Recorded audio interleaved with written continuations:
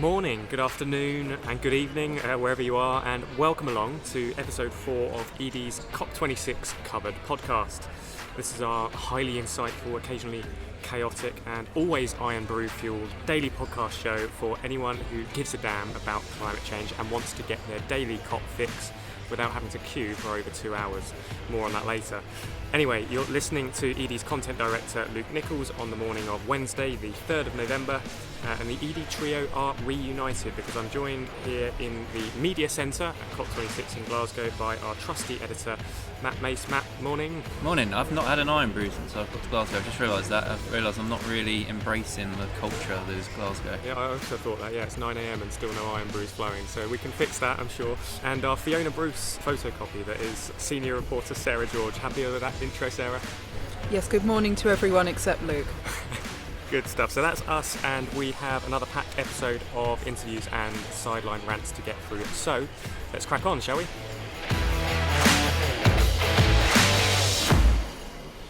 Okay, yes. Hello, everyone, and welcome back to COP26 Covered. Matt, Sarah, now that we're reunited after a whirlwind day yesterday, I thought I'd start this episode like we start our brand meetings, actually, back in the ED headquarters. Our boss does this with a bit of good news to boost the morale and put us in a positive mindset. I'll jump in. I think the good news is India setting a net zero target. I mean, 2070 is going to be a contentious time frame, but you've got to realise the population of that nation is in the billions. I read this morning now that means that net zero targets now cover more than 80% of global GDP, more than 60% of the population, more than like 75% of global CO2 emissions as well. So that's the kind of like injection we needed at COP after yesterday, which had some really moving speeches but some pretty kind of sobering wake-up calls. Okay, very serious good news from Matt related to COP, which is good. I wasn't expecting that. Sarah? I'm going to go with my good news being the forest deal, which came late last night, just before midnight. Essentially around 100 nations collectively hosting 85% of the world's forests have committed to end deforestation, land use change and degradation by 2030, and to go beyond that if possible, restoring those degraded landscapes. Crucially, there's already multi-billion-dollar backing for this from the private sector and from governments. And there's also measures in there to protect indigenous communities who will be affected by changes to the forest. So it's got, as usual, the devil's in the detail. We need more information, we need more delivery, but the reaction to that has been broadly good. Good. Well, there we go. That's put me in a positive mindset. If I can just add a personal good news, is that I'm not kind of dreaming of COP yet. I think that's a good thing. I have a horrible feeling that I'm going to be like dreaming, you know, like in The Shining where he's just going around the corridors and there's the little guy on the bike and the twins. I'm worried I'm going to do that, but it's just going to be blue carpets and the blue zone everywhere. That hasn't happened yet, so sanity levels are stable. Good. That's probably because you only slept about 4 hours each night. Probably so that as well, yeah. Given it enough opportunity. I'll round off the good news with something that's not really related to COP. Well, it is related to COP, but it's more of a selfish bit of good news on behalf of Edie. Any ideas what I'm going to say? I have a feeling this may be about the medium that we are in right now. It is indeed. I'm becoming a bit obsessed with the numbers. So do either of you want to guess where we're ranked now in the UK business chart on Apple Podcasts, Sarah? 49. 49. Matt? I'm going to go with 75. 75. Oh, you're both too optimistic. I put you in a too positive frame of mind. We're 91. So in the double digits, in the top 100 where we want to be by episode 4, which is pretty good going for a small but mighty brand like us, I must say. So, introductions out the way and good news out the way. Anything else to mention? Any kind of, we did yesterday some highlights and lowlights. Might as well just get it all off our chest now. Lowlights, I have plenty. I was thinking about this in a way. We had to queue up again this morning, which was nowhere near as bad as yesterday. The queues yesterday were like 2 hours long, essentially, and compared to Sunday when we came in, it was just night and day. It kind of felt like, I don't know if you've ever done those holidays where you go to the beach and you go into the ocean, but they've got like the little horseshoe alcove of brick walls, so you don't actually get any of the waves or the current. You're just swimming in the ocean when you're a kid and you're like, this is easy.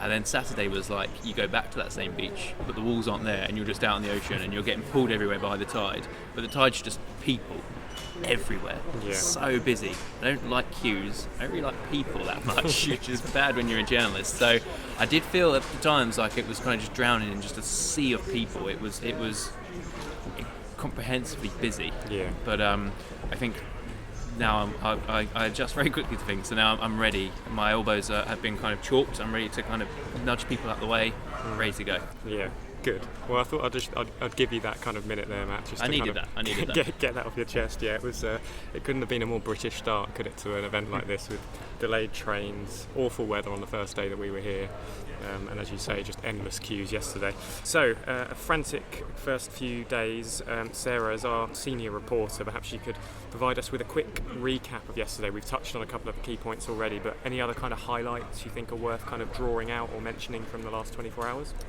Yeah, so in addition to that, I'd definitely mention Sir David Attenborough's speech, which really set the tone.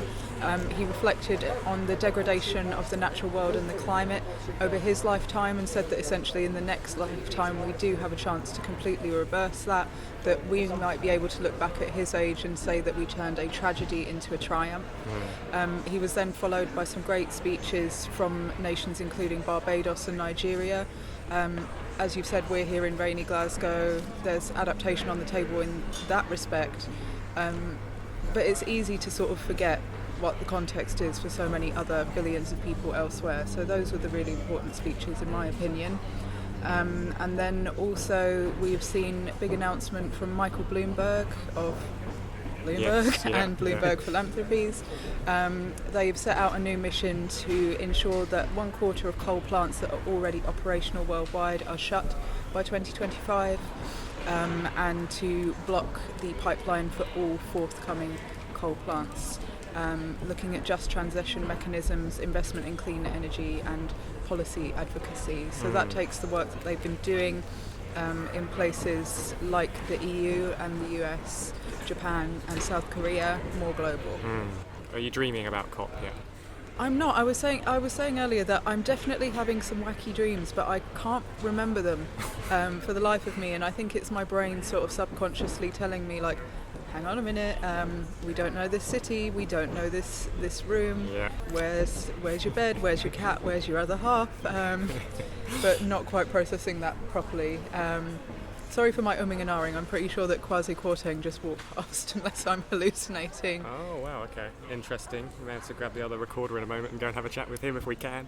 So we'll speed up. Shameless plug as well. I'll mention to Sarah's 6 Things You Need to Know article, which I saw that you filed around 11:30 last night and is now available on the site. So, yeah, the rumours are true. We hardly ever sleep, the ED team. Sarah, while we've got the mic, actually, before we go, you've got the very important task of the listener quiz question. So as a reminder, we're asking our listeners a single question for every episode of the podcast throughout COP, and at the end of the series, the listeners who sends us the most answers to our daily questions will receive a mystery star prize. We've had several answers. The most correct answers. The most correct answers, yes. Correct, yeah. Yeah, so remind us of what yesterday's question was. This was question 3, and the answer. Yep. So the question was, according to the COP26 coalition, what proportion of Indigenous people that had hoped to come to Glasgow were ultimately not able to make it? The answer is 2/3, but I'm happy to give a bit of leeway. So if you've mailed in with anything between 60% and 70%, I'll say that you've had the correct answer. Yeah, I'm thinking back, there's a few people that I know have sent stuff that's in that spectrum, so a few people in the running for that Mystery Star Prize. So, Matt. Yes. Talk us through today's episode then. What have we got planned? Who will I be speaking to next? You're not speaking to anyone. I think we need to really kind of boost us up the rankings. 91's good, but I think we can break top 50 if we just limit you in this podcast. No, I'm being cruel. We've got a few moving pieces. Time is just a concept in the blue zone. You walk in, it's daylight. You walk out, it's night time, and what happens in between is just a bit of a blur. So we've actually got some conversations that have already happened, that are about to happen, and that will happen. So today we're going to be very much putting a mix of themes out, I think, to really kind of capture the World Leaders Summit aspect. So we're going to be speaking to the corporate leaders group today.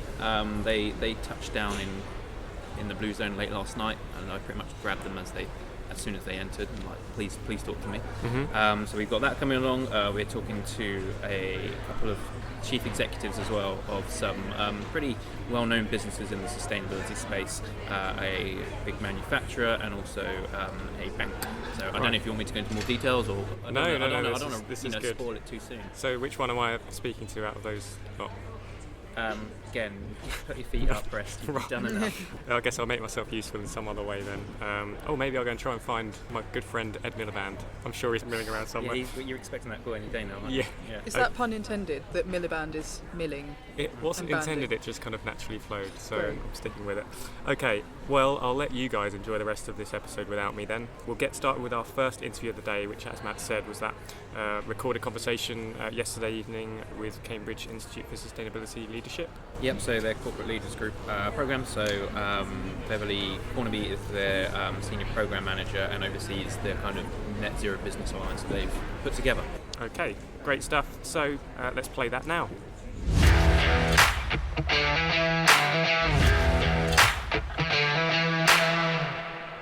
COP26 is on home soil, that's well established. Glasgow is absolutely heaving with delegates in the early days, all of which have some interaction with climate and sustainability. And when you hear the numbers associated with how many people are visiting, it's quite staggering in that sense. I myself am just one person, but I'm yet again located near the UK Pavilion, which has held numerous events, some from UK businesses, all kind of focusing on the climate crisis in a different light. Some are focusing on their sector and their services, some are using it to kind of showcase their credentials.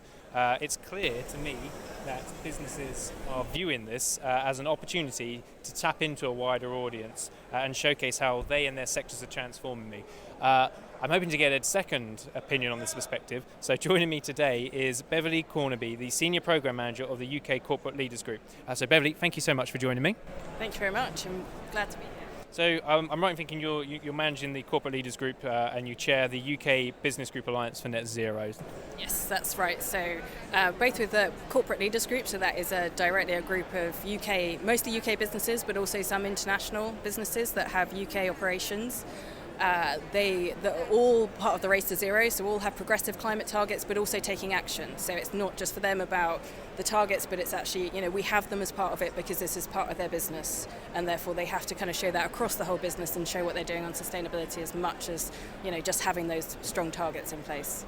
So you're quite a collective voice that you kind of oversee in that sense. And in terms of COP26, it is early days, and I have pretty much just plucked you as soon as you've arrived here, so you haven't really had a chance to soak in the sights. But what is it you're kind of really hoping to see happen at the summit?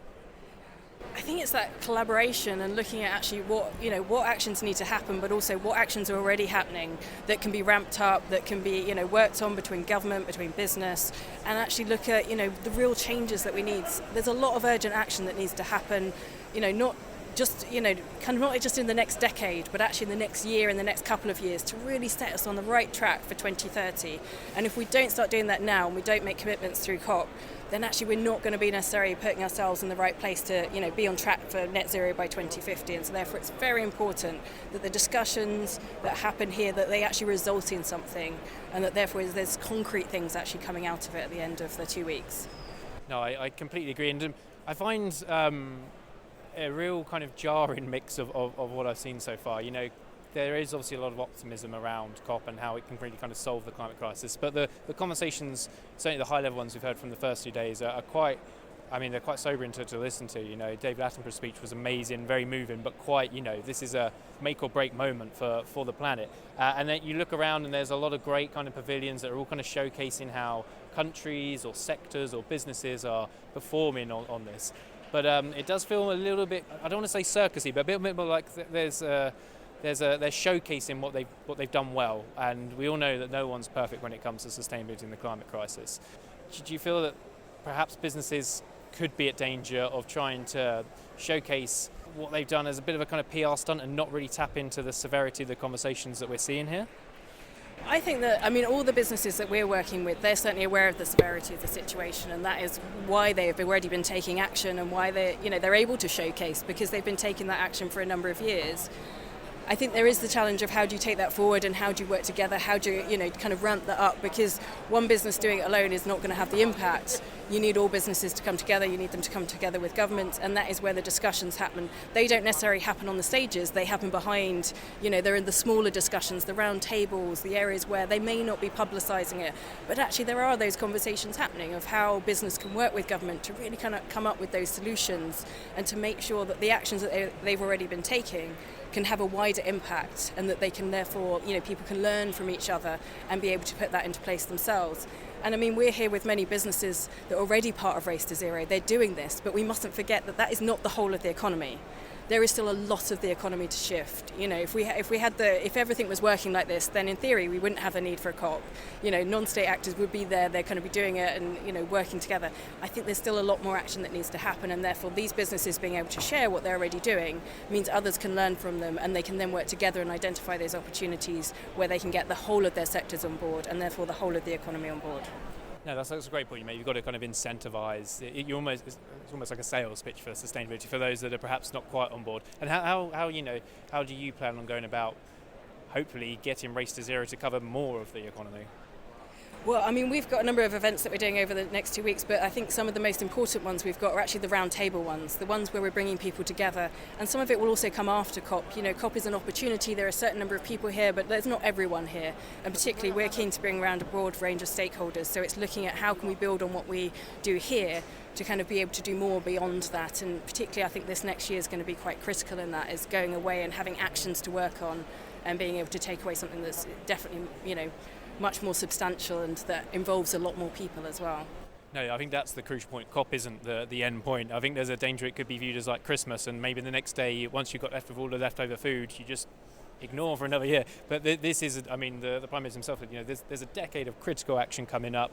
Alex Sharma said, where Paris promised, Glasgow has to deliver. So over the next 10 years, and that's a long time for a business, but not a long time in terms of how the climate's moved. How do you really want to see kind of businesses mobilise action moving forward?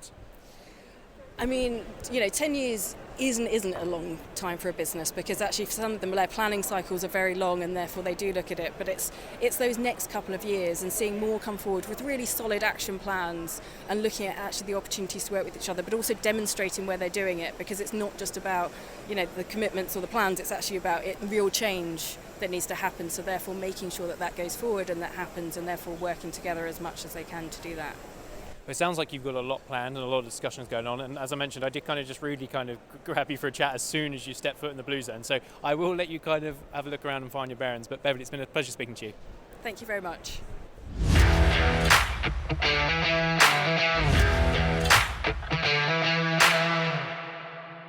Yes, thank you to the Matt of COP Past for that interview setting the scene for today's podcast.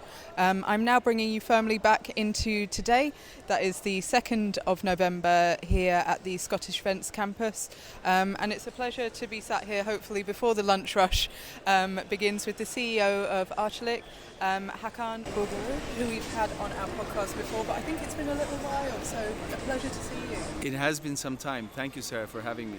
It's especially meaningful that we're both actually physically here in Glasgow. It's been a long time since I've been with so many people in one place. I think a lot of us can relate to that, and something I'd like to really give people a taste of that are listening is the atmosphere here for businesses. So I've heard from a few people that have been at past COPs, including the past president for COP20, about how the atmosphere is completely different for businesses than it has been at previous events, so non-state actors getting more space and just room, as you say, for more connection and communication. So what's the atmosphere been like for you? I agree that it is completely different. It's a very fair assessment in summary. In the past, I think the environment and the climate has always been seen as the domain of governments or NGOs, and businesses found very little space. Increasingly, it became clear that this is not just something governments can tackle. Now you have more observers, you have various social groups represented from across the world, indigenous people, so it's a very colorful place. But business finding its own has taken time. I think now what's happened is, in the face of failure, and I call it failure because essentially governments have been failing us meaning the people, and that failure has opened up space for businesses to step up and really differentiate themselves.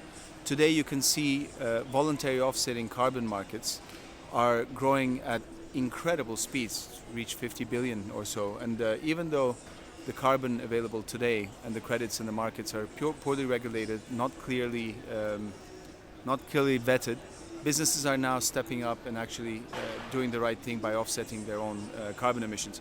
So you are seeing a much more voluntary involvement and a much more proactive involvement of business, and I think they're doing it because it makes business sense.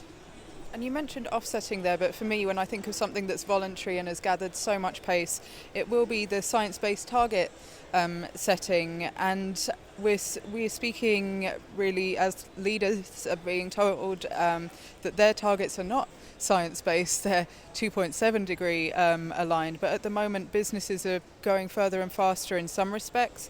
I know that your business already had targets in line with 2C and has revised them in line with 1.5C. I'm sure we'll have a lot of people listening that are looking to say the same thing, or maybe even to go and look at that new net zero standard. So it would be good to hear about your learnings from that process. This is the most important part of what's happening now in climate. First of all, 1 degree warmer world, which we're at today, feels terrible, right? The forest fires, the flooding. So I don't understand how people can say okay to a 2.7 degree warmer world, or an even 2 degree warmer world. When we started on this journey, 2 degrees was all we could see and get to with existing technologies and what we could project, with what we could invest. And SBTI, Science-Based Targets Initiative, was critical because everybody could say they would be carbon neutral, net zero. They would say that they're aligning with the 2 degree targets, but there was no measurement mechanism and nothing reliable. So a lot of greenwashing was happening. I think with SBTI now, everything is measured, calculated, and approved.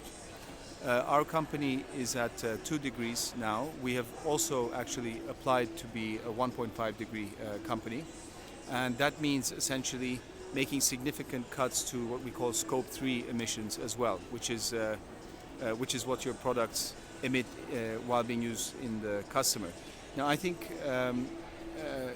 we will all really have to do much more than what's being done today. A 2.7 degree warmer, the collection of targets today point to a 2.7 degree warmer world. But I don't accept that, and nobody else should. So this will put enough pressure on governments to change their NDCs and companies to all align with 1.5 degrees. Arçelik today is now a 1.5 degree aligned company. But for me, even 1.5 degrees is too much. I've seen what 1 degree looks like. So all of this understanding is interesting. We're all saying we're going to do what's necessary. Are we doing what's necessary is another thing, because as every day passes, reaching those targets becomes much, much, much harder, infinitely harder. And that's why I think companies really need to step up now, invest now, and make those commitments, not only Science-Based Targets Initiative commitments, but even more, go further and really differentiate themselves. And what I need to ask of consumers and people listening to this podcast is simply vote with your money. Go to companies that are providing you services and goods which are clean and have these commitments in place which are verified. And actually, the messaging of these companies that are really doing something or just saying something is also now differentiated. So consumers can really choose now for the first time. Well, I think greenwashing is a whole other kettle of fish, and we could do a whole podcast on that. So I wanted to touch on Scope 3 emissions, as you mentioned, and for your company, the bulk of those are going to come in consumer use, but obviously that's also things that happen further up in the value chain as well, so on the other side. And you've talked about how important it is for businesses to get a handle on this, but do you feel that other businesses, by and large, have a good grasp on this? And if not, what are the next steps? I wish everybody had a good grasp on this. Nobody does. When you talk about Scope 1, I'll simplify it. Scope 1 and Scope 2 emissions are what you emit when you're producing something. Your suppliers, the products you're using, the materials, the energy, that's Scope 1 and Scope 2. Arçelik is now carbon neutral in Scope 1 and Scope 2 emissions across its global manufacturing operations. You have two ways of doing that. One, you can buy carbon credit because you're producing something, you're emitting carbon. You can either offset that by buying carbon credits, or you can find ways of creating carbon credits yourself. Buying carbon credits is not really credible. So you need to actually create the carbon credits yourself. That's the first step. Then there's Scope 3 emissions, which no one even talks about. Of the 200 largest companies in the world, only 40% even calculate or report their Scope 3 emissions. I guess what I'm saying is people are ignoring it because it's such a big problem and it's a Pandora's box. It's kind of like telling a consumer, if you buy my product, this is the damage you're doing to the climate.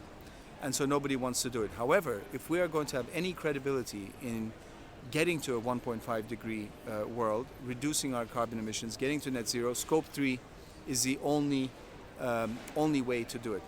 Now, I'll give you one more number. You won't hear other CEOs say this either.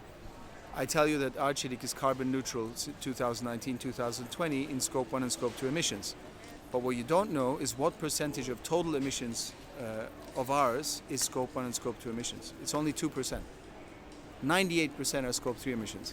So you understand something that we're so proud of, and the world says, wow, look at Arçelik, they're carbon neutral already, is only covering 2% of our emissions.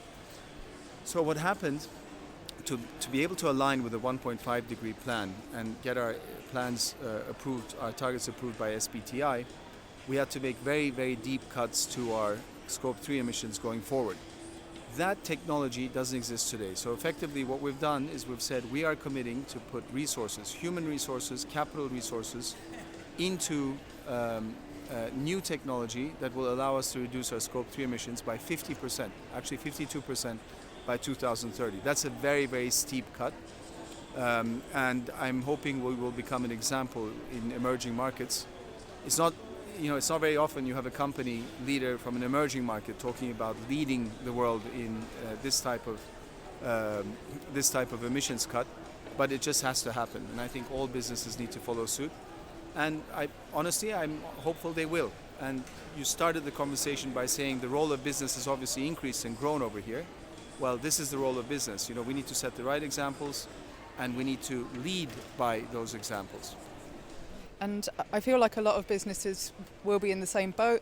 In the Scope 3 is 90% or more, but as you say, it's still rare that we'd maybe see a CEO disclosing that or a CEO leading. But something I'm seeing in working with sustainability and energy professionals and reporting teams is that CEOs are letting them grow those teams and are coming to them, asking questions, engaging with them. So as a CEO yourself, how do you feel this sort of board level shift is going? And I think we had, as CEOs, you would have a sustainability director who knew what they were doing, that put together a sustainability report, and that's kind of all you would really know about it. And every time a project came by that required a lot of capital, you would say why push it down, because you have better use for capex, obviously. Now it's completely different. I am the company's chief sustainability officer. I had to transform myself, not only to understand the issue, but also I had to transform my lifestyle to really reflect what I'm saying. I cannot go and live my life in a way which isn't consistent with what I'm preaching for the whole company. And I think that transformation has to happen for every CEO. Now, if in boardrooms the CEO is not owning and their number one topic is not sustainability, they are not doing the right thing by the shareholders. And they will be penalized. I don't think companies which have not already gotten on the right side of the curve today have a chance of catching up anymore. Of course they will try, but I think they're late to the game, and the future will judge them very harshly. Well, thank you so much. That's such great insight. And as you said at the beginning, great to connect with you in this atmosphere and in person and set the scene. So I'm now going to pass the podcast baton on to our team this evening at the WWF bar. But we're not going to just be drinking. We will have more exclusive content for you there. And a big thank you once again to Hakan. Thank you very much, Sarah. So yes, we're on the final leg of this edie COP26 Covered podcast, and it's only taken 4 days, but I finally managed to go somewhere else in Glasgow other than the blue or green zones and the Airbnb that I sleep out of for a few hours each day. I am at the Mosquito Bar, which looks amazing, doesn't sound how you think it should. A really nice kind of swanky bar, kind of LED lights, nice hanging greenery as well. And I am here the night before COP26 Finance Day. I'm not here for a drink, I promise. I'm here for work. This evening, WWF, Aviva, Make My Money Matter and Triodos Bank are holding a first in-person screening of their powerfully new finance film, and this is going to be taking place at the Glasgow Film Theatre, which is just down the road, and the film is Our Planet Too Big to Fail. This is, I believe, a film that's kind of been doing the rounds on Netflix, or will be, and has been kind of really well received already. So I was quite intrigued to see there's a real kind of finance aspect to this pre-event that's happening today. So joining me at the bar for a glass of water, I will stress, is Bevis Watts, the CEO of Triodos Bank UK, and Karen Ellis, who's the Director of Sustainable Economy at WWF UK. Bevis, firstly, thank you so much for joining me here. How has your COP26 experience been so far? Apart from the travel caused by flooding and trees on the line due to the weather events that I think we're here to try and address, I'm good. And optimistic about what might come out of it, but also a realist. I think that's the good balance to have. There's been a lot of words, a fair bit of action, but a long way to go. And Karen, same question to you. How has the COP26 experience been for you so far? Very similar, yes. Had a bit of trouble getting here on Sunday, so I've ended up turning up today. Quite optimistic that we can get some really good agreements and hear more about what governments are going to step up to do to tackle this crisis. Yeah, incredibly ironic that the eve before a massive climate conference, climate change and flooding, essentially cancelled half the trains there. We're here to kind of discuss this film being premiered, and there's a real kind of finance aspect to this evening, which I'm quite intrigued about in regards to WWF and the film screen. What role does finance have to play in the message you're trying to get across here? So, as we've all been hearing, there's a really serious climate and nature crisis that we're all facing at the moment, and we need to take urgent action to turn it around. So basically, nature loss is just as big a problem as climate change. It's part of the problem of climate change, and it's a problem in its own right. We've seen huge loss of biodiversity and other aspects of our natural assets in the world in recent years and over decades. And so what we need to do is really change our economic system, the way we do business, very fundamentally, in order to move away from an economy which is based on extraction of resources and unsustainable use of resources and then throwing it away. We need to move to an economy that's much more sustainable and circular.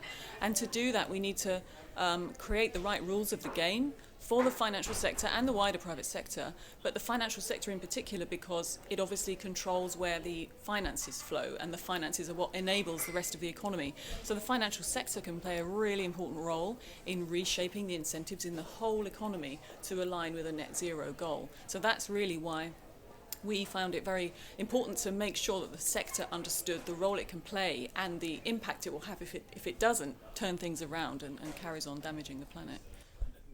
Triodos has been Bank UK has been a real kind of trailblazer in this area. New net zero strategy released, well, it was this week, if not today, I believe. So, and it's been a kind of real advocate for this kind of change moving forward. So the link between you being here and the film seems quite obvious to me. But perhaps you'd like to explain in your own words, why you feel this is a really powerful message that can be sent out.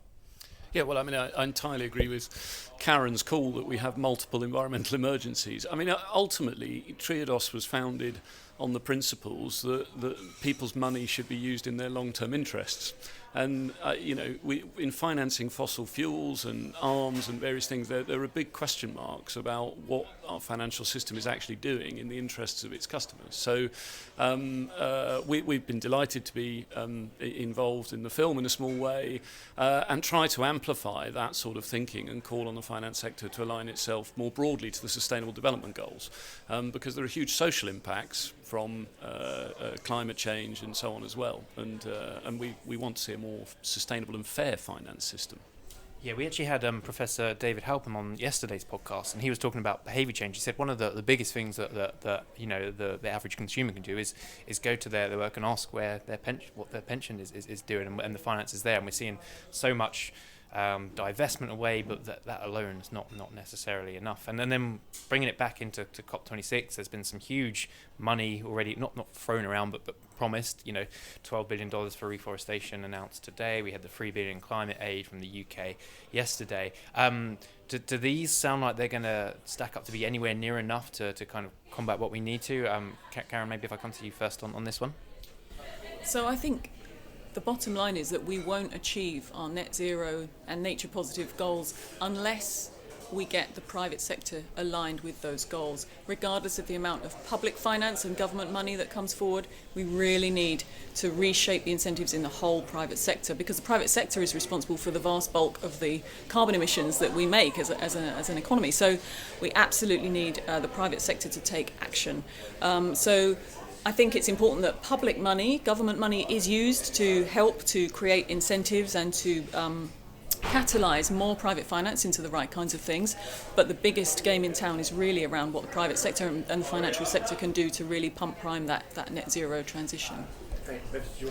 Yeah, I mean, entirely agree again. I mean, if I reference a WWF and Greenpeace report called The Big Smoke, I think it showed that the UK finance sector, if it was a country, would be the world's 9th largest emitter.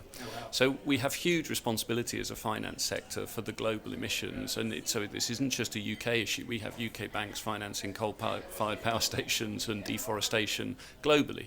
So that's really the issues we need to highlight and put more red lines around the finance sector.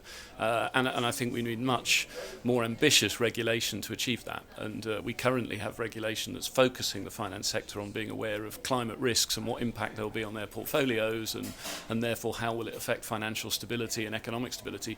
But we need to be, if we want a net zero society and a net zero economy, regulating the finance industry for net zero. Some great points there. And I suppose tomorrow, of course, is Finance Day at COP26. Or, I mean, when our listeners listen to this, it might be today is Finance Day. It's very confusing how podcasts work in that sense.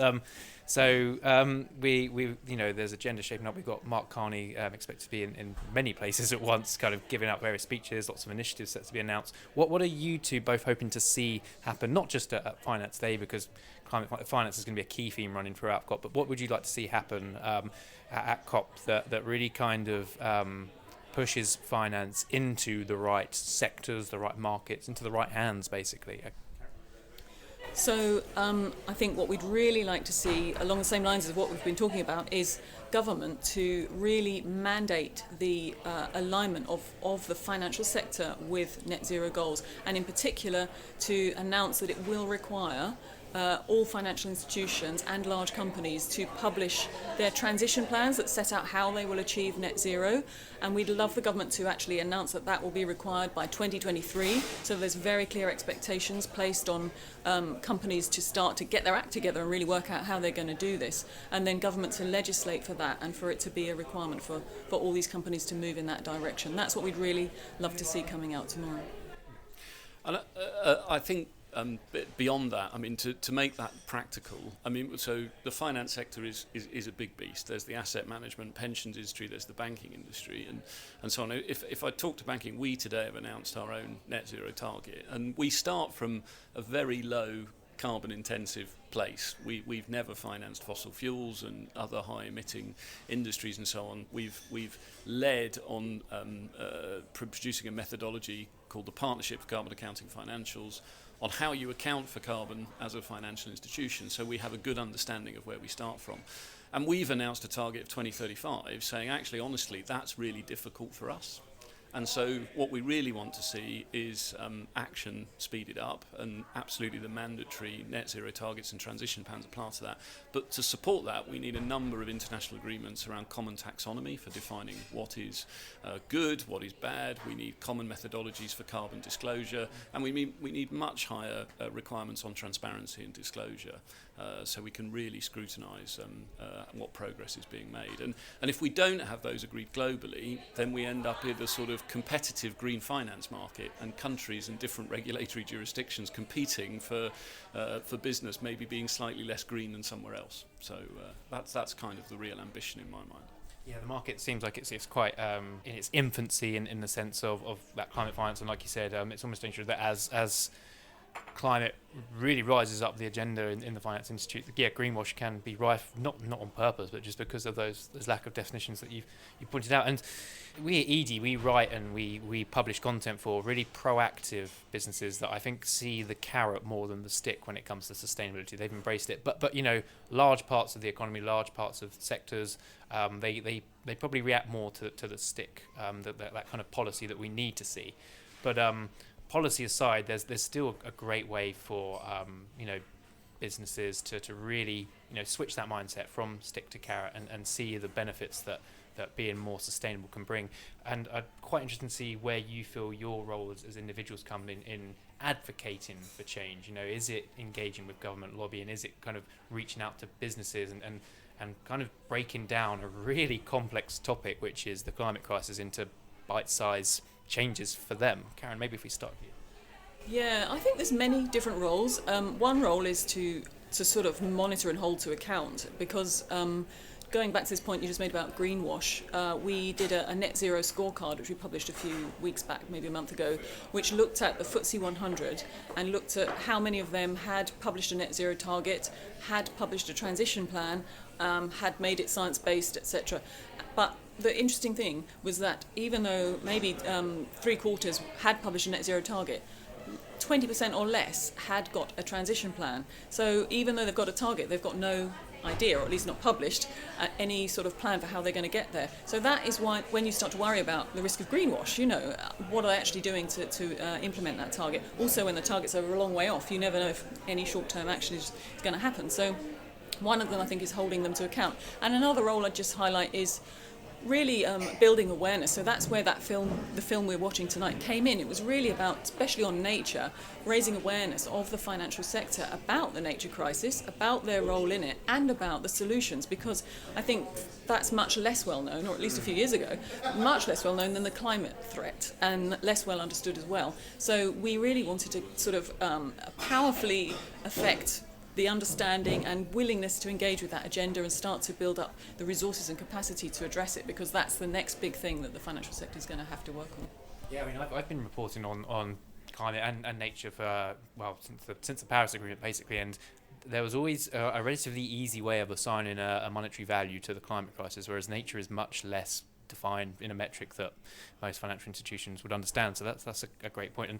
And Bevis, as a bank yourself, I imagine a key role you have is trying to really disrupt the sector to do what you said and set those kind of really challenging targets like the 2035 one that you've set.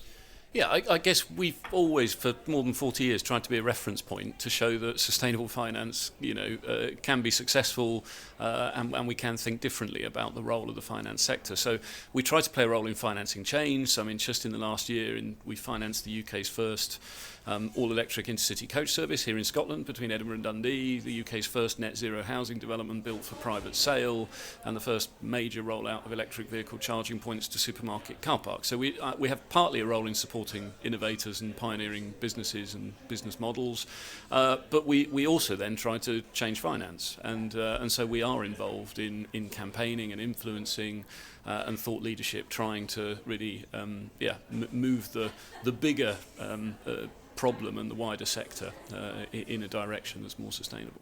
Brilliant. Well, I mean, hopefully everyone listening, that's given you a really nice taster of what lies ahead for tomorrow with the finance theme at COP26 and a theme that will no doubt run through every other of the themed days at the summit. And speaking of tasters, I have been informed that you both need to attend a kind of pre-event meal before going into it. And I don't want to keep you from that before the premiere, so I will let you go and enjoy the rest of the evening while I grab my popcorn before the movie. So thank you so much. Thanks very much. Thank you. And now, before I do tuck into my popcorn, and I can hear the cocktail shakers shaking as well, so maybe I'll have one now this podcast is finishing, I will close off with the usual shameless plug to make sure you are subscribed to this COP26 Covered podcast.